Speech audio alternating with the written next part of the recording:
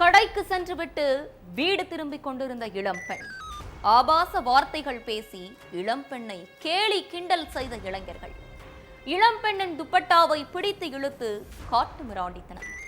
மக்களை கண்டதும் தலை தெறித்து ஓடிய இளைஞர்கள் யார்? கூட்டு பாலியல் வன்கொடுமையில் ஈடுபட முயன்ற சரித்திர பதிவேடு குற்றவாளிகள் சிக்கினார்களா? நடந்தது என்ன?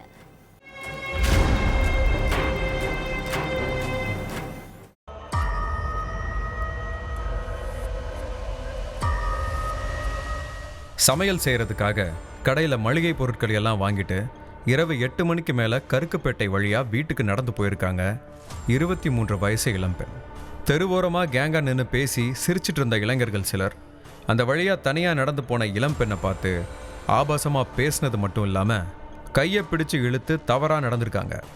அந்த நேரத்தில் தெருவில் ஆள் நடமாட்டம் இல்லாததால் இளைஞர்களை தள்ளி விட்டுட்டு அங்கேருந்து தப்பிச்சு ஓடி இருக்காங்க அந்த இளம்பெண். ஒரு கட்டத்தில் ஓட முடியாமல் மூச்சு வாங்கின அந்த பொண்ணு இளைஞர்கள் கண்ணில் சிக்காமல் இருக்கிறதுக்காக ஒரு கார் பின்னால் மறைஞ்சு நின்று இருக்காங்க.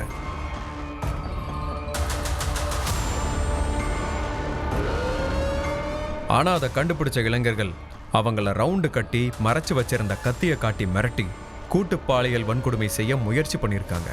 இளைஞர்கள் காட்டு மிராண்டித்தனமாக நடந்துக்கிறத பார்த்து அந்த பொண்ணு கத்தி கூச்சல் போட்டிருக்காங்க. அந்த பெண்ணோட அலறல் சத்தத்தை கேட்ட சிலர் ஓடி போய் பார்த்துருக்காங்க. அப்போ கார் பின்னாடி இருந்து 3 இளைஞர்கள் தலை தெறிக்க ஓடி இருக்காங்க. யார் இந்த பசங்க, எதுக்கு இப்படி ஓடுறாங்கன்னு சொல்லி வேக வேகமாக கார் பின்னாடி போய் பார்த்துருக்காங்க மக்கள். காருக்கு பின்னாடி ட்ரெஸ் எல்லாம் கிழிஞ்சு பதட்டத்தோட உட்காந்துருந்த இளம் பெண்ணை பார்த்து பதறினவங்க அவங்க கிட்ட என்னமாச்சு, யார் அந்த இளைஞர்கள்னு கேள்வி கேட்டிருக்காங்க.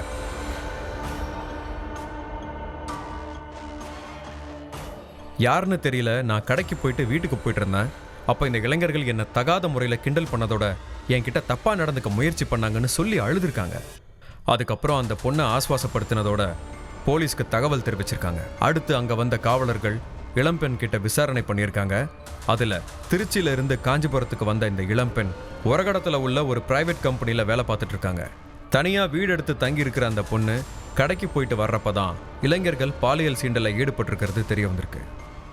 அதுக்கு பிறகு இளம்பெண்ணை துரத்திட்டு வந்து பாலியல் வன்கொடுமையில் ஈடுபட முயற்சி பண்ண இளைஞர்கள் யாரு, அவங்க எந்த ஊரை சேர்ந்தவங்கிறத கண்டுபிடிக்கிறதுக்காக காஞ்சிபுரத்தில் உள்ள சரித்திர பதிவேடு குற்றவாளிகளோட ஃபோட்டோக்களை பாதிக்கப்பட்ட இளம்பெண் கிட்ட காட்டியிருக்காங்க போலீஸ்.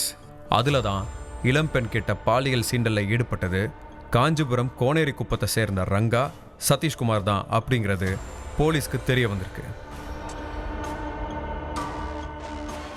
இவங்க இந்த இளம்பெண் கிட்ட மட்டும் இல்லாமல் வேற சில கொலை, கொள்ளை, திருட்டுன்னு பல கேஸில் ஜெயிலுக்கு போயிட்டு வந்திருக்கிறது போலீஸ் விசாரணையில் அம்பலமாயிருக்கு.